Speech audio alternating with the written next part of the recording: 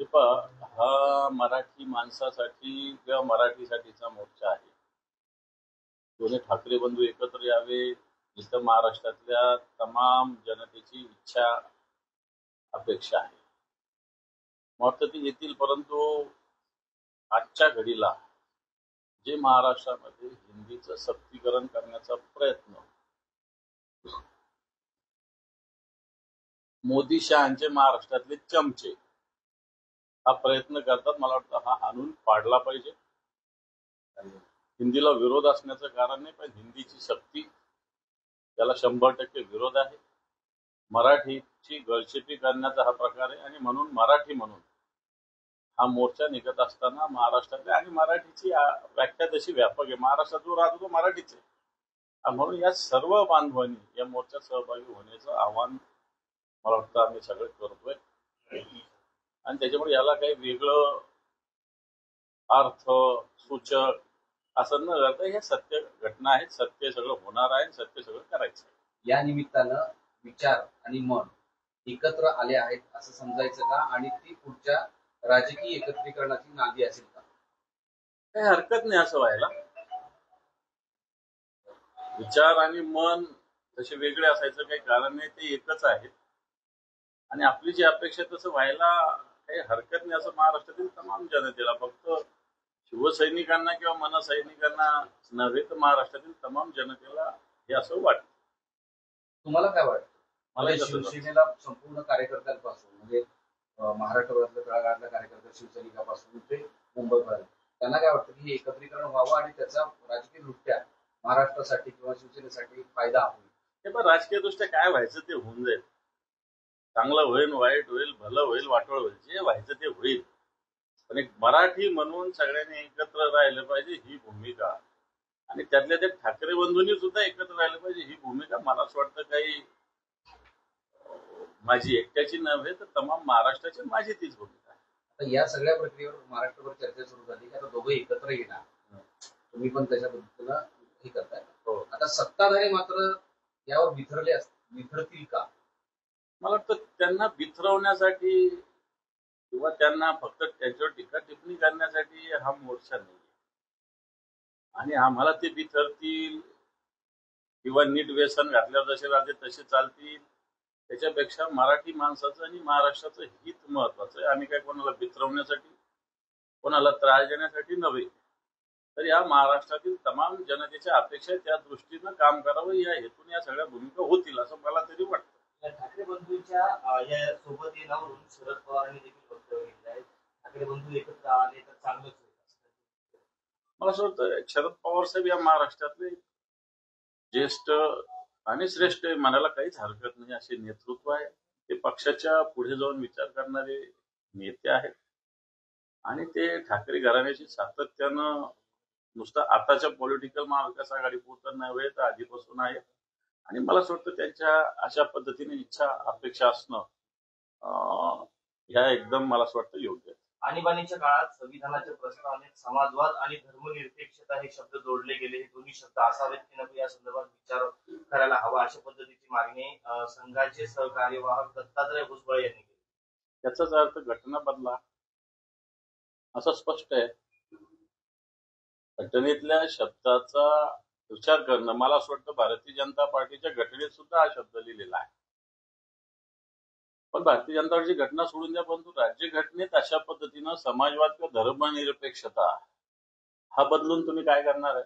जातीयवाद करणार आहे, धर्मवाद करणार आहे, भांडवलशाही करणार आहे, हे सुद्धा स्पष्टीकरण होण्याची आवश्यकता. आणि आम्ही जे म्हणतो की यांना घटना बदलायची आहे त्याच हेतूने हे विधान दिसतंय. एक स्थानिक प्रश्न आहे.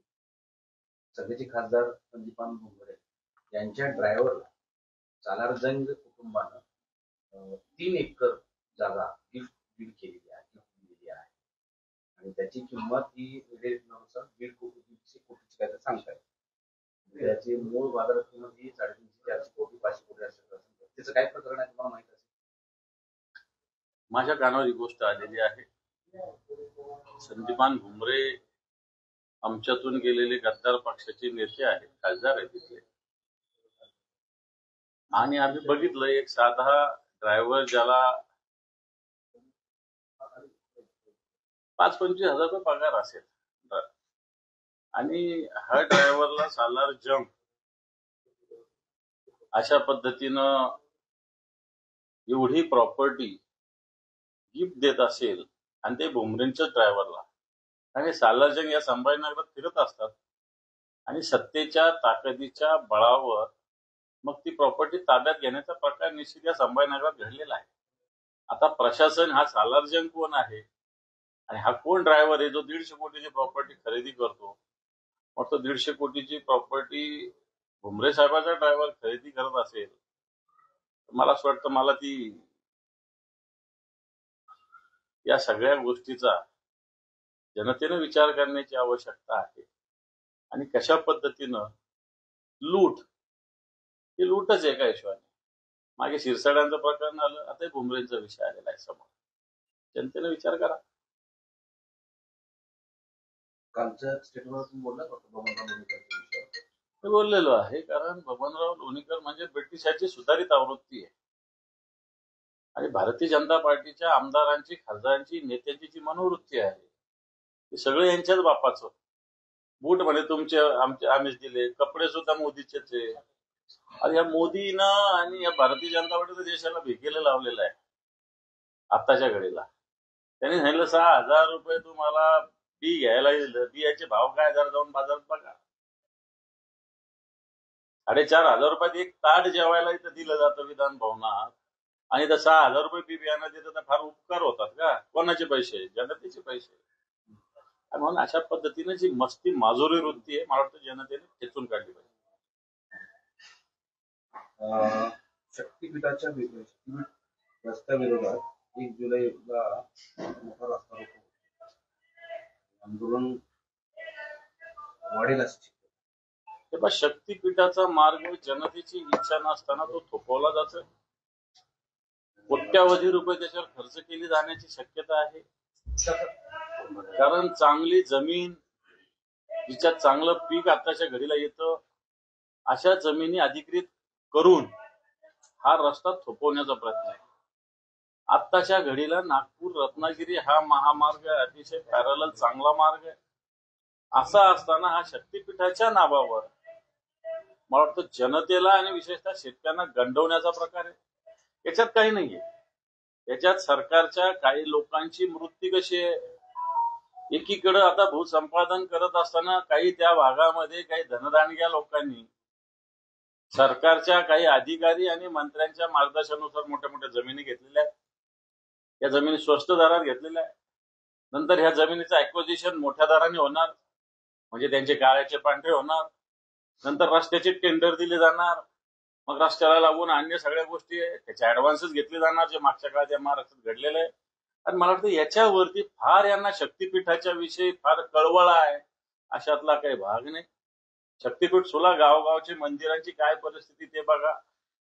गावगावचे सगळे जे आपल्या महाराष्ट्रातली जी स्थिती त्याची नीट स्थिती बघा. परंतु शक्तीपीठाच्या नावाखाली स्वतःची खळगी आणि शेतकऱ्यांना रस्त्यावर आणण्याचा प्रकार महाराष्ट्राचं सरकार करतंय, आणि निश्चित याला विरोध आम्ही सगळे मिळून करणार आहोत. काल बबन लोणीकरांचं विधान तुम्ही ऐकलं होतं, तुम्ही ट्विटही केलं होतं. आता त्यांच्या पदवी सुद्धा बनावट असल्याचं पुढे येते बबनराव लोणीकरांचं. तर मी त्या पदवी वगैरे विषयी बोलणार नाही. त्यांच्या देशाच्या पंतप्रधानाचीच बनावट येतं, बबनरावची काय घ्यायचा विषय. पंतप्रधानाच्याच पदवी विषयी बनावटपणा आहे, तर त्यांचे खालचे जे चमचे यांच्या पदव्या त्याच्यापेक्षा महाबनावट असणार आहे, काही सांगण्याची गरज नाही.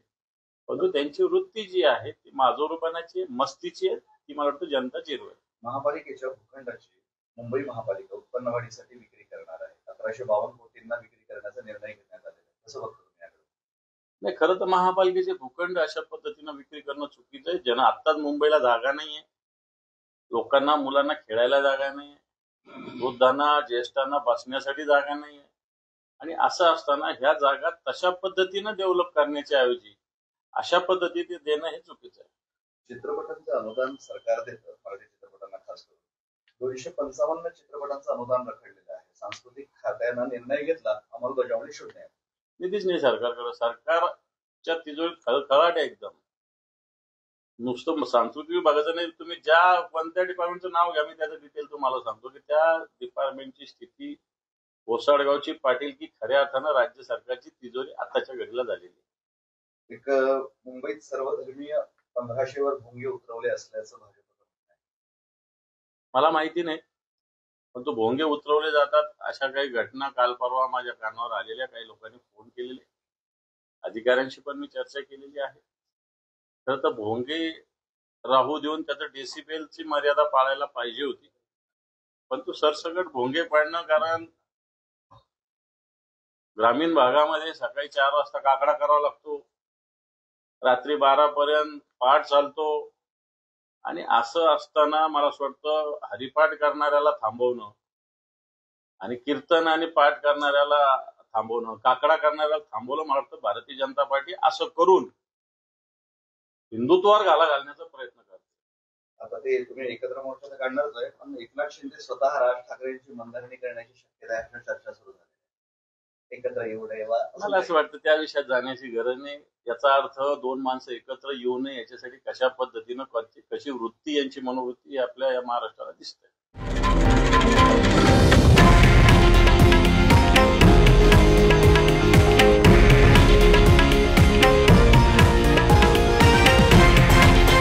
हे आहे देशातील नंबर 1 न्यूज नेटवर्क आणि आपण पाहत आहात TV9 मराठी, एकमेव.